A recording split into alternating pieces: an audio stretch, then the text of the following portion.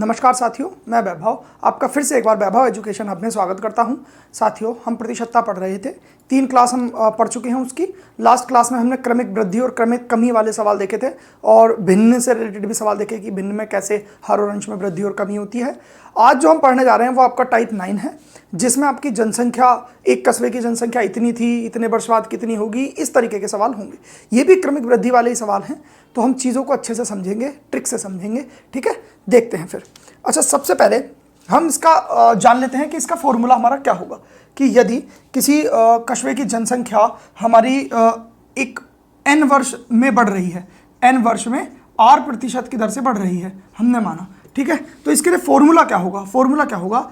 n वर्ष बाद जनसंख्या बराबर आपका क्या होगा? वर्तमान जनसंख्या गुणा 1 प्लस माइनस वृद्धि और या फिर कमी।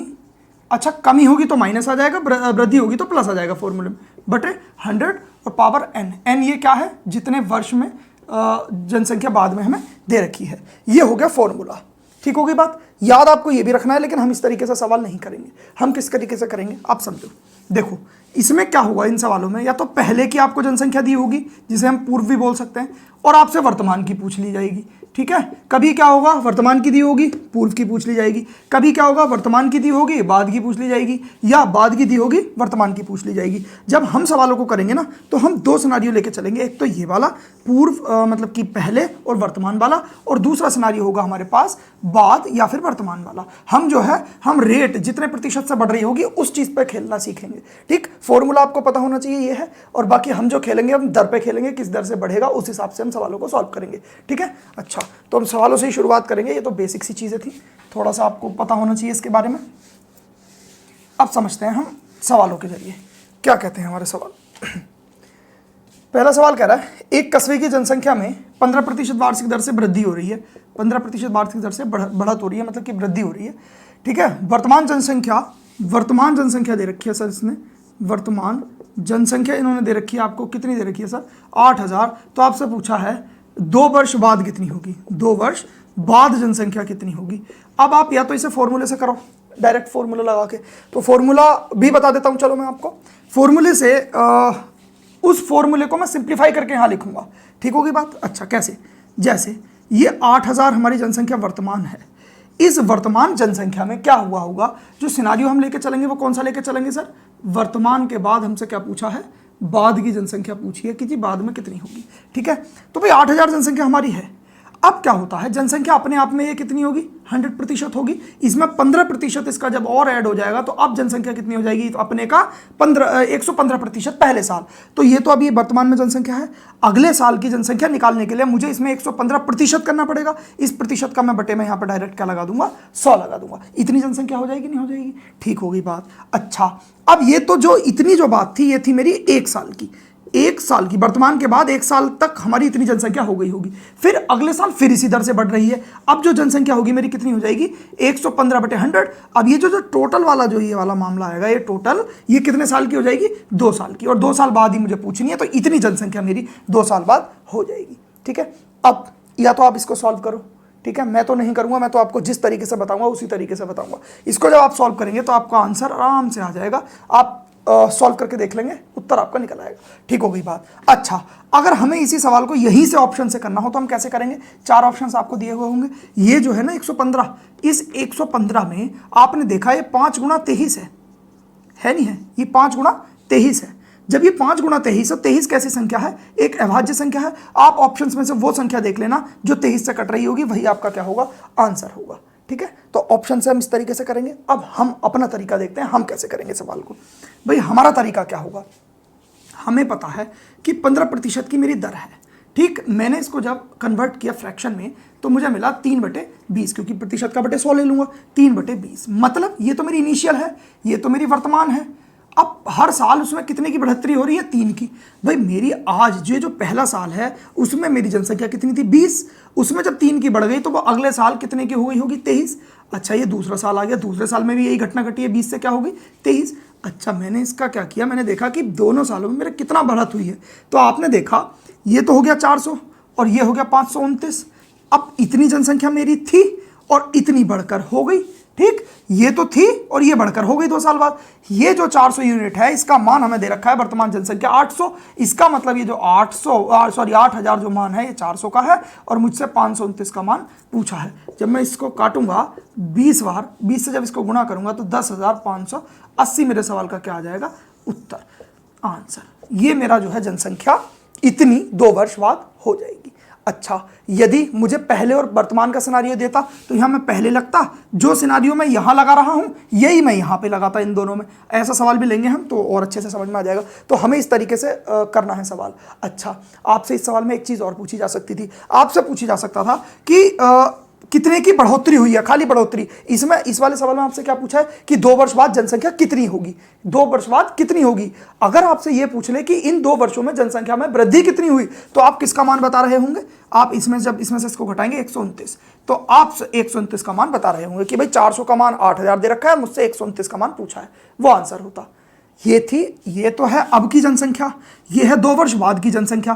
भाई बढ़ोतरी कितनी हुई, वृद्धि कितनी हुई, ये भी तो 129 की वृद्धि हुई है ना, तो ये भी तो आपसे किसी सवाल में पूछा जा सकता है। तो बस 400 का मान 8000 दिया होगा और 129 का मान निकालना होगा अगर हमें निकालनी है कि कितनी बढ़ोतरी हुई। अभी हमसे क्या पूछा था कि 2 वर्ष बाद जनसंख्या कितनी होगी, ओवरऑल जनसंख्या पूछी थी कि कितनी होगी, कि भाई अभी इतनी है, इतनी बढ़कर तब इतनी हो जाएगी 2 साल में। तो ये पूछा है हमसे, ये भी पूछा जा सकता है किसी सवाल में, तो ध्यान रखना इस चीज को भी।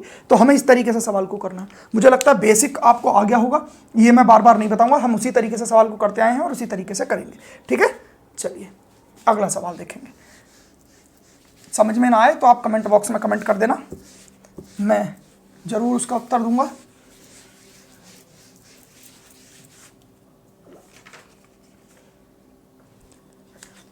दूसरा सवाल क्या कह रहा है हमारा, दूसरा सवाल कह रहा है एक कस्बे की जनसंख्या 185,220 है। ये कस्बे की जनसंख्या दे रखी है। यदि जनसंख्या में 5% की दर से वृद्धि हुई तो 3 वर्ष पूर्व कितनी जनसंख्या थी। भाई 5% की दर से वृद्धि हुई तो आपसे पूछा है कि 3 वर्ष पूर्व कितनी जनसंख्या थी। 3 वर्ष पूर्व की जनसंख्या आपसे पूछी है। हम बेसिक से नहीं करेंगे, अगर बेसिक से करना है तो आप अपने फॉर्मूला लगाइए और करिए। हमें करना होता है दर से।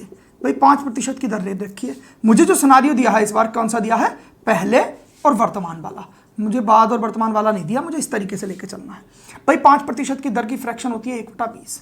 मतलब जो पहले साल मेरी जो दर होगी, मैं पहली साल जो बढ़ोतरी हुई होगी वो किस हिसाब से हुई होगी कि भाई 20 होगी, 1 की बढ़ोतरी होकर मेरी वर्तमान में कितनी हो गई होगी, 21। दूसरा साल आया होगा जिसमें फिर से 20 से 21 हो गई होगी। तीसरा साल आया होगा जिसमें फिर से 20 से 21 हो गई होगी। ओवरऑल जो मेरी जनसंख्या हुई होगी वो कितनी हो गई होगी। आपने कहा सर 8000 से 9261। ये आपको इसके क्यूब 25 तक लगभग क्यूब पता होने चाहिए और लगभग 30 तक के स्क्वायर आपको पता होने चाहिए। मुझे 21 का क्यूब पता था, 9261 होता है, और ये 20 का क्यूब पता था, तो मैंने बहुत आसानी से इसको लिख दिया सीधे सीधे।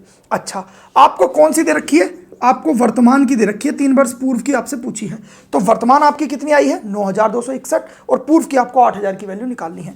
मतलब क्या है, जो ये 185,220 जो मान है मेरा, वो कितने यूनिट का मान है, 9261 का। आपसे पूछा कितने का है, 8000 का मान पूछा है। भाई 3 वर्ष पहले की तो पूछी है, तो 3 वर्ष पहले की हमारी इतने यूनिट है। जब मैंने इसका देखा तो ये इससे सीधा सीधा 2 बार कट रहा था। आपने जब इसको गुणा किया तो 16, ये 20 बार कटेगा सॉरी, और ये इसके आगे 3 4 0 आ जाएंगे। ये आपका क्या रहा होगा, उत्तर। ठीक है, 3 वर्ष पूर्व इतनी जनसंख्या थी, 5% की दर से हर साल बढ़ बढ़कर वो कितनी हो गई जनसंख्या आपकी, इतनी हो गई। ठीक है, सॉरी इतनी हो गई थी। ये वाला जो मान है ये वर्तमान का दिया हुआ है हमें, और इतनी जनसंख्या हमारी पहले थी। ठीक है, तो मुझे लगता है ये सवाल भी आपको समझ में आ गया होगा। आपने देखा पहले वर्तमान, और अगर बाद वाली सिनारियो होता तो वर्तमान और बाद, तो फिर ऐसे करके लेते। ठीक होगी बात, तो मुझे लगता है सवाल समझ में आ गया होगा। अगला सवाल देखते हैं अब हम। ठीक, इजी से सवाल होते हैं, इसमें कुछ भी नहीं होता, और अगर फॉर्मूले से करना चाहें तो मैं बता चुका हूं आपको, उससे भी आप कर सकते हैं। चलिए अगला सवाल देखते हैं अब हम। अगला सवाल क्या कह रहा है, कह रहा है कि एक कस्बे की जनसंख्या में एक कस्बे की जनसंख्या इतनी आपको दी हुई है। ठीक हो गई बात, 18,000 दी हुई है आपको। आपसे कहा गया है यदि प्रथम वर्ष में इसमें 10% की वृद्धि, जो फर्स्ट ईयर जो होगा आपका उसमें 10% की वृद्धि हुई है। ठीक हो गई बात, और तथा द्वितीय वर्ष में 20% वृद्धि, जो सेकंड वर्ष होगा उसमें 20% की वृद्धि हुई है। तो 2 वर्ष बाद कस्बे की जनसंख्या क्या होगी, 2 वर्ष बाद आपसे पूछिए क्या जनसंख्या होगी। ठीक है, अभी तक क्या था कि एक ही प्रकार की जो थी दर, उससे काम हो रहा था। अब हमारी दर चेंज हो गई। पहले इस सवाल को हम बेसिक से लगाएंगे। बेसिक से लगाने के लिए आपको पता है भाई वर्तमान जनसंख्या जितनी होगी इतनी होगी। ये अपने आप में क्या होती है साहब, 100% होती है। अब इसमें जब एक बार 10% की वृद्धि हुई होगी तो पहले साल कितनी हो गई होगी, 110%। तो बस 110% का नीचे 100, ठीक हो गया, गुणा। अब ये हो गया हमारा सिनेरियो 1 साल का, 1 साल। अब मुझे 2 साल का निकालना है। दूसरे साल जब इतनी जनसंख्या तो हमारी हो गई, अब अगले साल फिर इसी जनसंख्या में मेरी 20% के हिसाब से बढ़ी। ये जनसंख्या अपने आप में 100% होगी और उसमें जब मैं 20% ऐड कर दूंगा तो कितनी हो जाएगी, 120 बटे का क्या हो जाएगा, 100। जब इसको आप सॉल्व करेंगे आपको आंसर आ जाएगा। ठीक है, बहुत ईजी सी कैलकुलेशन है, कोई इतनी बड़ी कैलकुलेशन भी नहीं है, आप बहुत आसानी से इस सवाल का उत्तर निकाल लेंगे। अच्छा, अब जिस हिसाब से हमें करना है हम उस हिसाब से सवाल को करेंगे। ये तो आप कर ही लेंगे सॉल्व। अच्छा, हमें कैसे करना है, हम तो अपना उसी तरीके से चलेंगे। भाई हमसे पूछा है सिनेरियो क्या, वर्तमान की दी हुई है और बाद की हमसे पूछी है। कितना इजी सा सवाल है। हमें पता है पहले साल जो मेरा 10% की दर से बढ़ रही है, 10% की फ्रैक्शन 1/10, भाई 10 से मेरी कितनी हो गई होगी, 11। ये पहले साल का सिनेरियो है। दूसरे साल क्या हुआ है, दूसरे साल 20% की दर से, तो 20% का जो फ्रैक्शन होगी 1/5, 5 से क्या हो गई होगी, 6। अब मैंने देखा 2 साल में क्या कहानी चली, तो 50 से क्या होगी, 66 मेरी जनसंख्या हो गई। ठीक हो गई बात। अब आप देखो, ये इसका मान आपको ये दे रखा है और आपसे इसका मान पूछा है। अगर आप ऑप्शन से इस सवाल को करेंगे तो आप क्या देखेंगे, 66 है। 66 में 11 गुणा 6 है, 11 एक अभाज्य संख्या है। मैं देखूंगा कौन सा ऑप्शन मेरा 11 से भाज्य है, वही मेरा क्या होगा, उत्तर। ठीक होगी बात। अच्छा, अब हमें क्या है, जो ये 18,000 जो वैल्यू दे रखी है, 18,000 ये वैल्यू दे रखी है कितने की, 50 की। मुझसे पूछिए 66 की वैल्यू। अब मैं जब 66 की वैल्यू निकालने जाऊँगा, इससे इसको काटूंगा, 360 बार कट जाएगा और जब 66 से इसको गुणा करूंगा तो 23760 ये मेरा क्या रहा होगा, उत्तर। 2 वर्ष बाद जनसंख्या मेरी कितनी हो जाएगी, 23,760 हो जाएगी। ठीक है, तो मुझे लगता है कि बहुत इजी सा सवाल था, आपने बहुत अच्छे से इस चीज़ को समझ लिया होगा। ठीक है, अगला सवाल देखते हैं हम। इसको मिटा दे रहे हैं। और ये अभी मैंने आपको पहले भी बताया कि बराबर में काम चल रहा है, तो थोड़ा बहुत अगर आवाज़ आए तो उसको नेगलेक्ट कर देना। ठीक है, अगला सवाल देखते हैं हम क्या है।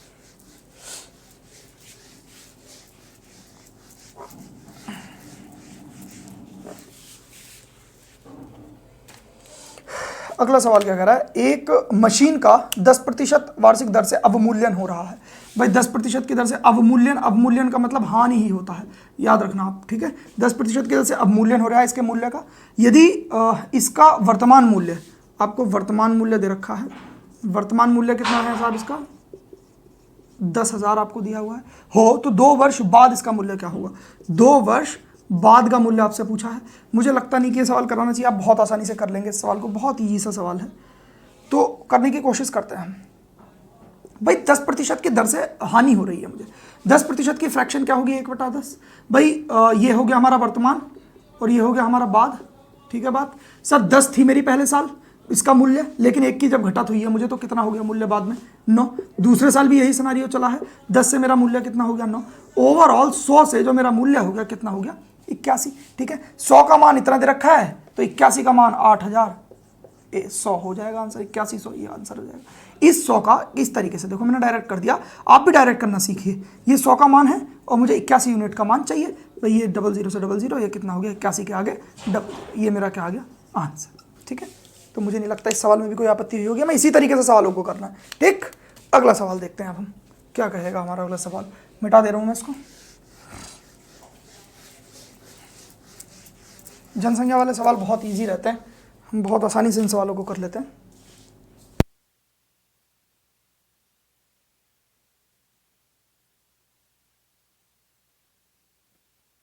सवाल इसमें कहा गया है कि 2 वर्ष पूर्व एक पपीते का पौधा लगाया गया।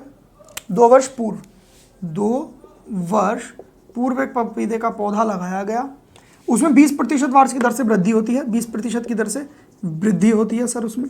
ठीक हो गई बात। और अब इसकी ऊंचाई, अब वर्तमान ऊंचाई आपको दी हुई है, वर्तमान ऊंचाई आपको कितनी दे रही है, 108 सेंटीमीटर हो। तो जब यह पौधा लगाया गया था तब इसकी ऊंचाई क्या थी, पूर्व और वर्तमान का सिनेरियो है क्या, इधर लिख लेना है पूर्व और यहाँ लिख लेना है वर्तमान। ठीक हो गई बात। अच्छा सर, 20% वृद्धि हो रही है, फ्रैक्शन 1/5, 5 से मेरा जो वो होगा वर्तमान में सिनारियो 1 बढ़कर कितनी हो गई होगी 6, ठीक है नहीं।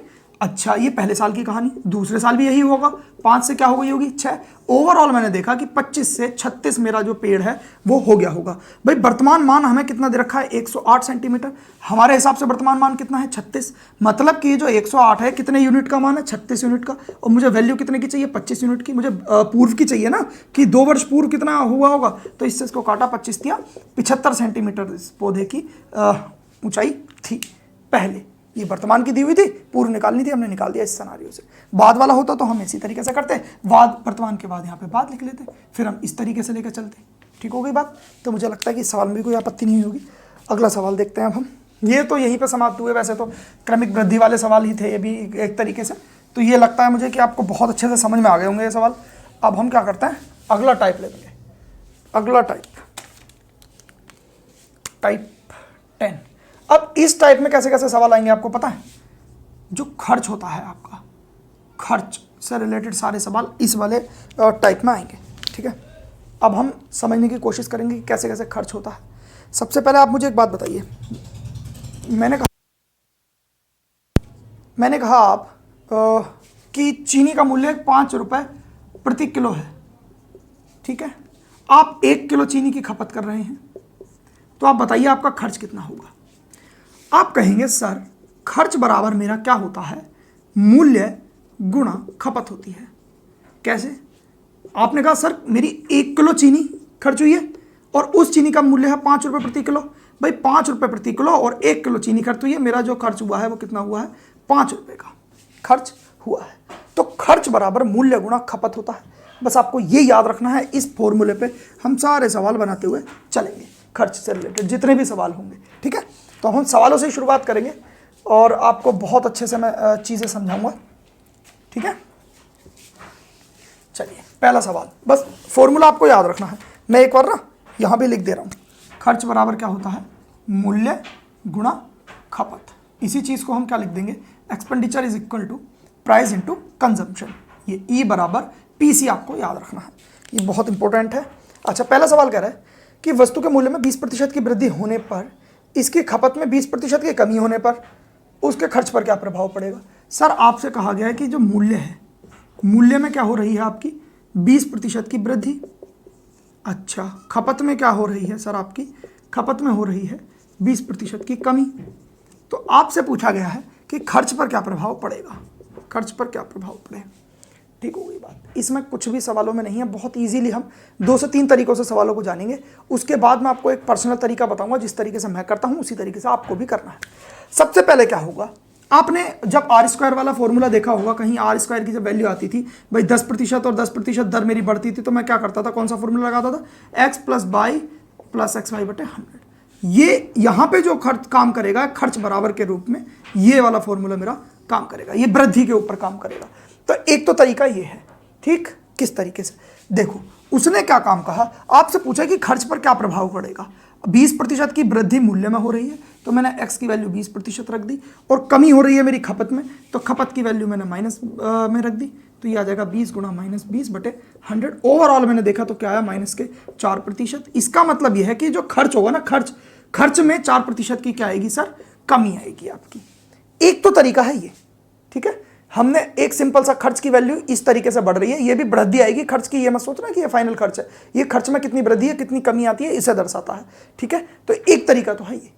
ठीक, अच्छा, अब दूसरा तरीका जो बेसिक है, पहले मैं आपको बेसिक बता के चलता हूं। बेसिक के लिए क्या है भाई, कुछ भी मान के चलो, आप किसी भी चीज को कुछ भी मान लो। मुझे सबसे पहले तो लिखना है फॉर्मूला, खर्च बराबर क्या होता है, मूल्य गुणा खपत, यही तो होता है, प्राइस इनटू कंजम्पशन। ठीक है, यह है पुराना और यह है मैंने माना नया। ठीक हो गई बात। मैंने माना जो पुराना मेरा मूल्य था वो 100 था। ठीक हो गई बात। मैंने माना जो मेरा पुराना खपत था वो कितना था, 100। मैंने दोनों चीजें, ये तो था मेरा क्या मूल्य और ये है मेरी खपत। ठीक है, मैंने माना पुराना मूल्य मेरा 100 था, पुरानी खपत भी मेरी 100 थी। अब क्या है, मेरे मूल्य में 20% की वृद्धि हुई है, तो मेरा नया मूल्य क्या हो गया होगा, 120। मेरी खपत में 20% की कमी हुई है, तो मेरी खपत कितनी हो गई होगी सर, 80। ठीक है, अच्छा, मूल्य गुणा जब मैं खपत करता हूं तो मेरा क्या आता है, खर्च कितना हुआ, एक्सपेंडिचर। मैंने इनको आपस में क्या कर दी, गुणा कर दी। ठीक है, तो ये खर्च निकल आया मेरा, खर्च निकलेगा, पुराना खर्च ये है और नया खर्च आ गया 108। ठीक है सर, ये मेरा नया खर्च आ गया 12×8 = 96, सॉरी, इतना आ गया हमारा नया खर्च। कोई दिक्कत? मुझे लगता है कोई इसमें आपत्ति नहीं हुई होगी। अब आपने देखा कितने प्रतिशत की कमी हुई है, मैं सीधे सीधे निकाल दूंगा। पहले तो 2 0 से 2 0 काट लूंगा। अब देखो यहाँ मुझे 4% की कमी दिख रही है। कितने की? 4% की कमी। सिंपल सा फॉर्मूला। हमने 100 मार के देखा, 100 पुराना मूल्य हमारा 100 था और हमने जब 20% की वृद्धि कर दी तो मेरा नया मूल्य जो निकल गया वो 120। खपत मेरी पहली 100 मानी मैंने, फिर उसमें जब 20% की कमी हुई तो 80 हो गई। फिर मैंने इनका खर्च निकालने की कोशिश करी, मूल्य गुणा खपत करा पुराना, मूल्य गुणा खपत कर दिया नया, तो भाई मेरी 10,000 से कितनी हो गई? 9,600 खर्च। मैंने देखा कितने की? भाई 4% की मेरी सीधी सीधी क्या आ गई यहाँ पे? कमी आ गई 4% की। ये था बेसिक, ये होता है तरीका। ठीक है, और ये था फॉर्मूले वाला, ये भी आपको याद रखना है। कहीं मान लो अगर ये जो फ्रैक्शन बहुत तगड़ी वाली दे दी, जैसे ये 20% वगैरह, ये जो वैल्यूज हैं ज़्यादा तगड़ी दे दी, तो आप उसको बहुत ईजी से सवाल को इस तरीके से भी कर सकते हैं। ठीक है, अच्छा अब हमें किस तरीके से करना है? ये बेसिक था, ये आपको याद रखना है हमेशा। अब हमें किस तरीके से करना है वो दिखाता हूँ आपको। ये ईजी से सवाल थे तो अब समझ में आ ही जाएंगे धीरे धीरे आपको, लेकिन थोड़ा सा समय देना पड़ेगा। देखते हैं, मैं फिर से एक बार को फॉर्मूला दे रहा हूँ। खर्च बराबर क्या होता है? मूल्य गुणा खपत होती है। इजी सा फॉर्मूला है, ठीक होगी बात। मैं मूल्यों के ऊपर वर्क करूंगा। मुझे पता है ये मेरी फ्रैक्शंस इस तरीके से बनेंगी। भाई जो मेरा मूल्य 5 था वो बढ़कर क्या हो गया होगा? 6 हो गया, 20% की जब वृद्धि हुई है तो। अच्छा, मेरी जो खपत थी वो 5 से 1 घटकर कितनी हो गई होगी? 4। ये मेरी खपत हो गई होगी। ये मेरा खर्च पुराना है 25, ये मेरा खर्च नया है 6 चौक 24। कितने की कमी आई? 1 की। कितने से? पुराने से। 1 की कमी आई 25 से और गुणा 100, तो कितने की कमी आई? 4% की कमी। हमें इस तरीके से सवालों को जमाना है।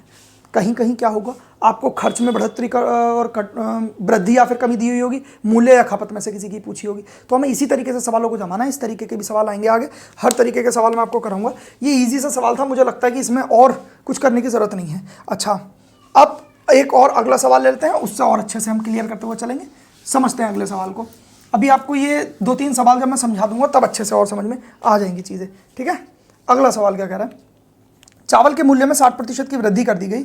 इसे प्रारंभिक मूल्य पर लाने हेतु इसके मूल्य में कितने प्रतिशत की कमी करनी होगी? अरे सर, ये तो वही जो था ना, अभी हमने एक टाइप पढ़ा था जिसमें पुरानी स्थिति में वापस ले आने वाले सवाल थे, वो किए थे ना, उसी तरीके का सवाल है।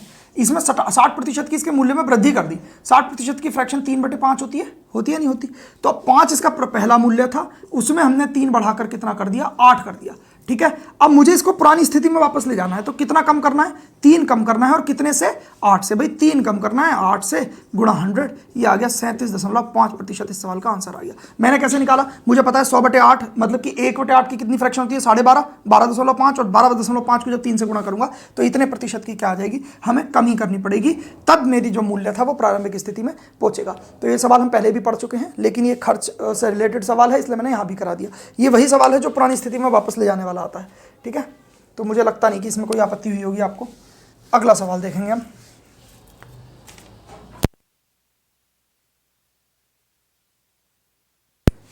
अगला सवाल कह रहा है कि किसी वस्तु के मूल्य में 15% वृद्धि हो जाने पर इसकी खपत कितने प्रतिशत की कमी करनी पड़ेगी ताकि इसके खर्च में कोई प्रभाव ना पड़े? हाँ, ये सवाल बहुत अच्छा है भाई। इसने कहा है कि मूल्य में आपने कितने की वृद्धि की है सर? 15% की वृद्धि की है।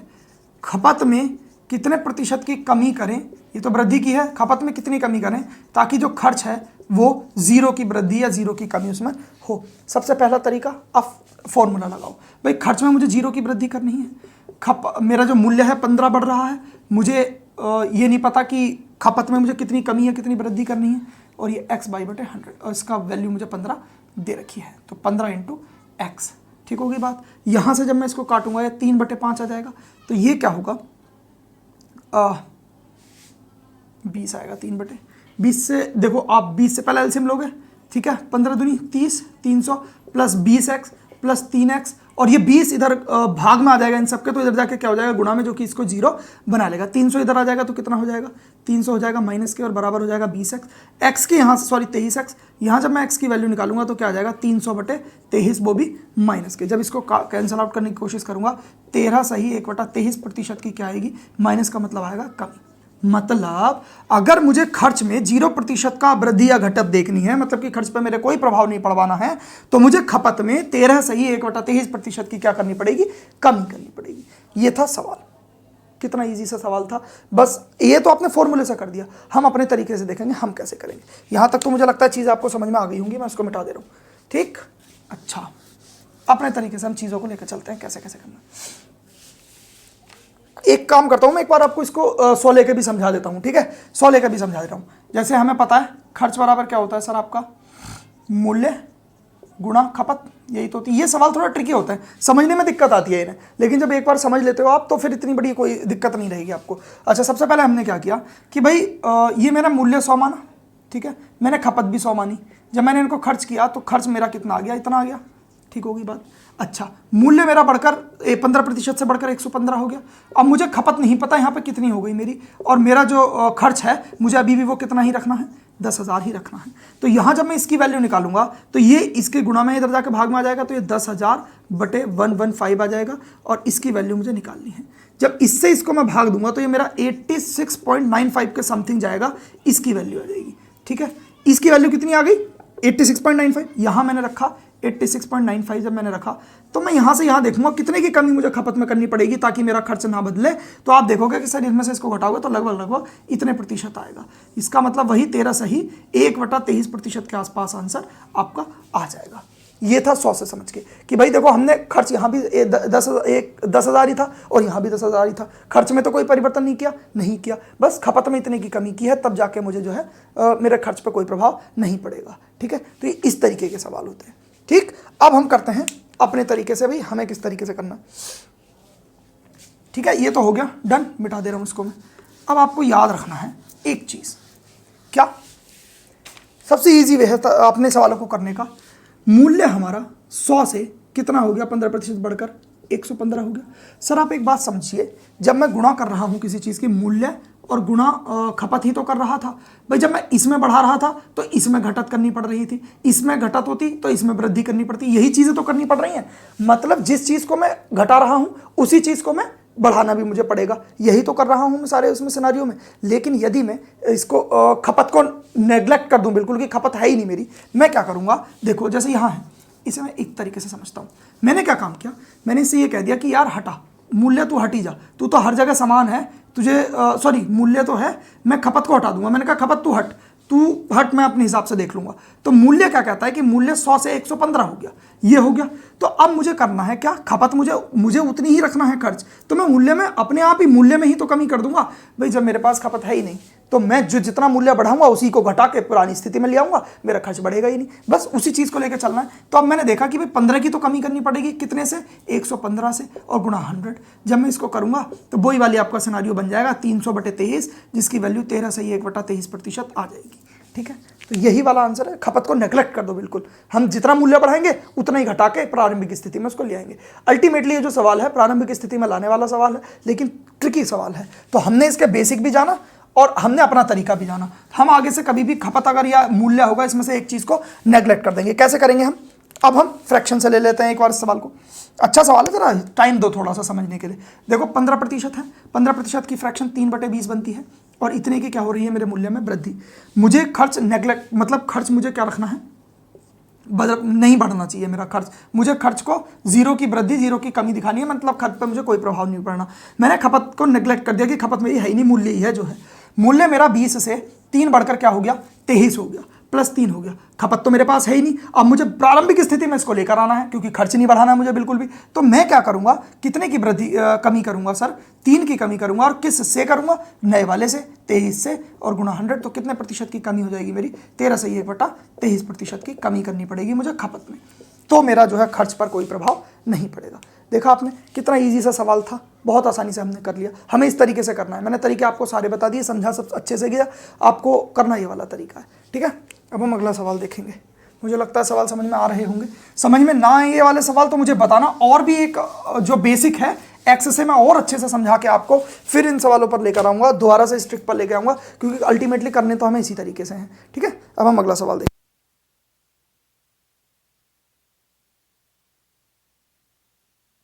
पेट्रोल ये सवाल कर रहा है अगला, पेट्रोल के मूल्य में 25% की वृद्धि करने पर इसकी खपत कितने प्रतिशत कम करनी पड़ेगी ताकि खर्च न बढ़े। साहब पेट्रोल के मूल्य में कितने की वृद्धि हुई है, 25% की वृद्धि हुई है, और आपसे कह रहा है कि खर्च जो है उसका बिल्कुल भी जो पहले था वही रहना चाहिए, प्रभाव शून्य होना चाहिए, उस पर कोई प्रभाव नहीं पड़ना चाहिए। तो आपकी खपत को कितना कम करना पड़ेगा। मैंने आपसे कहा अगर इस तरीके का सवाल आए जहां पे खर्च मुझे जीरो रखना पड़े, तब मुझे क्या करना है, एक तो तरीका वही है एक्स वाई वाला, x plus y plus x by बटे 100 बराबर जीरो रख के आंसर निकाल देना है। अपना तरीके से सवाल करना है। लास्ट वाले सवाल में मैं आपको सारी डिटेल एक्सप्लेन करके आ चुका हूं, इस सवाल में डिटेल्स नहीं बताऊंगा, अपने तरीके से करके बताऊंगा।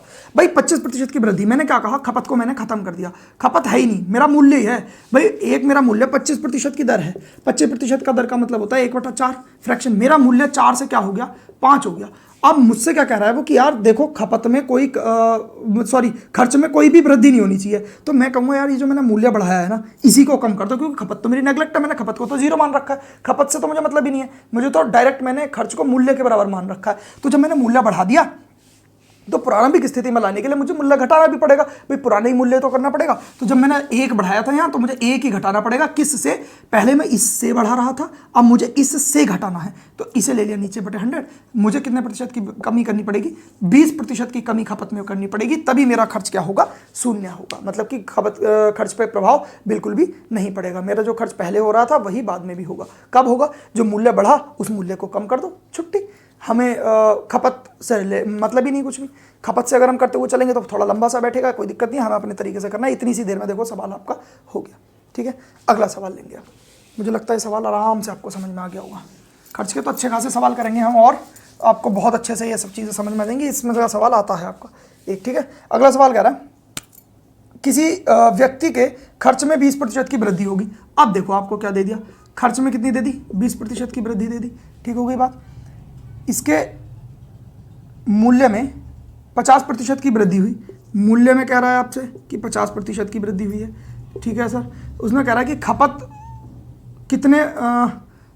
पर कितना प्रभाव पड़ेगा, खपत पर क्या प्रभाव पड़ेगा, इसने ये पूछा है हमसे। अब ये उल्टा हो गया सिनेरियो, आप समझने की कोशिश करो। क्या था, हमें पता था कि खर्च बराबर क्या होता है, हमारा मूल्य गुणा खपत होती है। अब इसमें जो है खर्च भी हमें दे दिया, मूल्य और खपत हमसे पूछ ली। सबसे पहले तो हम अपना वही एक्स वाई वाला फॉर्मूला लगाएंगे और सवाल का आंसर निकालेंगे। कैसे, भाई खर्च आपको 20% की वृद्धि दिखा दी, ठीक है, मूल्य में 50% की वृद्धि, मुझे बाई का मान नहीं पता, बाई गुणा 50 बटे 100, इस तरीके से सवाल कर लूँगा। ये 2 हो गया, ये 20 बराबर क्या हो जाएगा, 100 प्लस 2 बाय प्लस बाय और बटे ये 2 होगा, सबके बटे में आ जाएगा, इधर जाके गुणा में तो क्या हो जाएगा 40। ठीक हो गई बात। अच्छा, यहाँ 100 इधर आएगा, माइनस के 100 हो जाएगा, और माइनस के 100 में से जब मैं 40 घटाऊंगा तो 3 बाई, ये दोनों ऐड हो जाएंगे, बराबर क्या आ जाएगी माइनस के 60। वाई का वैल्यू आ गई 20%, वो भी माइनस का। इसका मतलब ये है कि खपत में कितने की कमी होगी, 20% की कमी होगी। जब मेरा खर्च 20% से बढ़ जाए और मूल्य 50% से बढ़ जाए तो खपत में मुझे कितने प्रतिशत की कमी करनी होगी, इतने प्रतिशत की कमी करनी होगी। ठीक है, मुझे लगता है सवाल भी समझ में आया होगा। अब हम इसे अपने तरीके से करेंगे। अपने तरीके से करने के लिए आपको चीज़ें समझनी पड़ेंगी। यहाँ से आपको खपत का मान निकालना पड़ेगा। खपत का मान आपका क्या निकलेगा, आपका होगा सर खपत बराबर क्या होगा, मूल्य मेरा जब यहाँ गुणा में है तो जाके क्या हो जाएगा भाग में, खर्च बटे क्या हो जाएगा मूल्य, ये हो जाएगी चीज़। बस इसी चीज़ पर लगा देना है मुझे। देखो खर्च पुराना, अच्छा, और नया। ठीक हो गई बात। इसको मैं इस तरीके से लिख ले रहा हूँ आप, क्योंकि मुझे बटे में करना है ना। ये हो जाएगा खर्च, और यहाँ मैं लिख ले रहा हूँ मूल्य, जो कि पुराना और नया हो जाएगा, पुराना और नया। समझने की कोशिश करते हैं। जो जाइए ज़्यादा एक्टिक सी हो गई जगह, मैं इसको मिटा दे रहा हूँ थोड़ा सा, यहीं से कर लेना है। ये तो समझ में आ ही गया होगा आपको, बेसिक सा था। तो मुझे पता लग गया कि खपत बराबर मेरा क्या होगा, खर्च बटे मूल्य होगा। तो मैं क्या काम करूंगा, पहले पुराने वाले खर्च बटे मूल्य करूंगा पहला। अब फ्रैक्शन से मेरा खर्च कितना है पहले, भाई 1/5 बनेगी फ्रैक्शन। मेरा पहले खर्च कितना था 5, 1 बढ़कर मेरा खर्च कितना हो गया 6। ठीक होगी बात। अच्छा, मूल्य, क्योंकि बटे में ही तो करना है मुझे, ये तो पुराना सीन है मेरा और ये नया है। अच्छा, अब मेरा जो मूल्य था 50% बढ़ रहा है, 50% की फ्रैक्शन 1/2, पहले 2 था, अब कितना हो गया 3 हो गया। देखो अब इसको सॉल्व करने के लिए अनुपात बना लिया करो, सबसे ज़्यादा इजी सवाल सा रह जाता है। इससे इसको काट लो 2 बार, इससे से काटोगे 2.5 बार, 2.5 अनुपात कितना आ गया 2। भाई कितने की कमी मुझे करनी पड़ेगी खपत में, 0.5 की, और कितने से 2.5 से, पुराने वाले से ही तो करते हैं, गुणा 100। आपने देखा कि यहाँ से ये 5 बार कटा, ये 20%, 20% की क्या करनी पड़ेगी कमी। ये कमी तो हुई है 0.5 की, 2.5 से 2 हुआ है, ये कमी तो हुई है। तो ये वाला तरीका अपना है, हमें इस तरीके से करना है। बस इस फॉर्मूले पे, ये जो हमें खर्च बराबर मूल्य गुणा खपत दी हुई होती है, इसी वाले पे हमने सारा कुछ कर दिया। अच्छा, और इसे इजीली सॉल्व करने के लिए मैं बताऊं, जैसे 5/2 अनुपात 6/3 होता है, इसको मिक्स करने के लिए हम क्रॉस मल्टीप्लिकेशन कर देते हैं, ताकि आपकी कैलकुलेशन ज़्यादा वो हेक्टिक ना हो। जैसे यहाँ तो ईजी सी थी, कोई दिक्कत नहीं, जहाँ कटने वाली वैल्यूज़ ना हो तो वहाँ कैसे करना है। तो 5 × 15 रेशियो 6 दूनी 12 हो जाएगा, यहाँ से 5/4 आपका निकल जाएगा। 1/5 × 100 बराबर 20% की क्या आ जाएगी, कमी आ जाएगी। इसकी आप क्रॉस मल्टीप्लाई कर लिया करना, ठीक है। तो मुझे लगता है ये सवाल भी समझ में आ गया होगा। इसमें खर्च आपको दे दिया था, खपत पूछ लिया था, खपत में क्या प्रभाव पड़ेगा। अगला सवाल लेंगे, सवाल आसानी से आपको समझ में आ गया होगा। अब हम आगे से या तो फॉर्मूले से करेंगे, क्योंकि वो उससे बहुत इजी बैठ जाता है, कभी कभी हेक्टिक नेक से बच जाते हैं आप, और कभी कभी क्या होता है, हमें जिस हिसाब की वैल्यूज होंगी उस हिसाब से हम वर्क करेंगे, ठीक है। ये आपको पता होना चाहिए कि हमें कौन सा सवाल किस तरीके से करना है। अगर मान लो आपको दशमलव में या कोई ऐसी चीज़ दे दी जिसकी फ्रैक्शन बनानी इतनी आसान नहीं है, तो आप क्या करेंगे, आप सिंपली फॉर्मूले में मान रखेंगे और आंसर निकालेंगे। यदि आपको फ्रैक्शन बहुत ईजी दे दी कि 20%, 25%, इसका तो आपको पता है कि फ्रैक्शन में बहुत आसानी से बन जाएगा, तो हम इस तरीके से करेंगे, अपने तरीके से, ठीक है। अच्छा, अगला सवाल देखते हैं। कह रहा है एक वस्तु की खपत में 25% की वृद्धि हो रही है। ये हमारी खपत में क्या हो रहा है, 25% की वृद्धि हो रही है। अच्छा, उसने कहा कि मूल्य में कितने प्रतिशत वृद्धि या फिर कमी करनी पड़ेगी ताकि इसके खर्च में केवल 20% बढ़त हो। मतलब कि जो खर्च है हमारा केवल 20% बढ़े, हमें उसकी मूल्य में कितने प्रतिशत की कमी करनी है या वृद्धि करनी पड़ेगी। आपको पता है कि अगर मैं मूल्य निकालने की कोशिश करूंगा इस वाले फॉर्मूले से, तो मूल्य बराबर क्या होगा सर, आपका खर्च बटे खपत होगी नहीं होगी, बस उसी तरीके से मुझे लगा देना है। सबसे पहले तो मैं खपत की जब फ्रैक्शन बनाई मैंने 1/4 बनी। मेरा जो पुरानी खपत थी वो कितनी थी, खर्च रखना पड़ेगा ना ऊपर, तो खर्च कितना होगा, खर्च का हमारी फ्रैक्शन 1/5। भाई पहला मेरा खर्च 5 था, जब 1 की वृद्धि होगी तो अब मेरा खर्च कितना हो रहा होगा, अच्छा इसके ही बटे में मुझे क्या रखनी है, खपत। पहले मेरी खपत कितनी थी 4, अब जब 1 की वृद्धि होगी तो मेरी खपत कितनी हो रही होगी 5। अब इसका क्रॉस मल्टीप्लिकेशन कर दो, 25/24। भाई मुझे मूल्य में कितने की कमी करनी पड़ेगी सर, 1 की कमी करनी पड़ेगी, किस से, 25 से गुणा 100 बराबर क्या आ जाएगा, 4% की कमी। 4% की जब मैं कमी कर दूंगा तो जो है मेरे खर्च पर केवल 20% का प्रभाव, मतलब 20% की वृद्धि होगी, ठीक है। तो ये भी बहुत इजी सा सवाल था, मुझे लगता है ये सवाल भी आपको समझ में आ गया होगा, ठीक है। अब हम आगे बढ़ते हैं।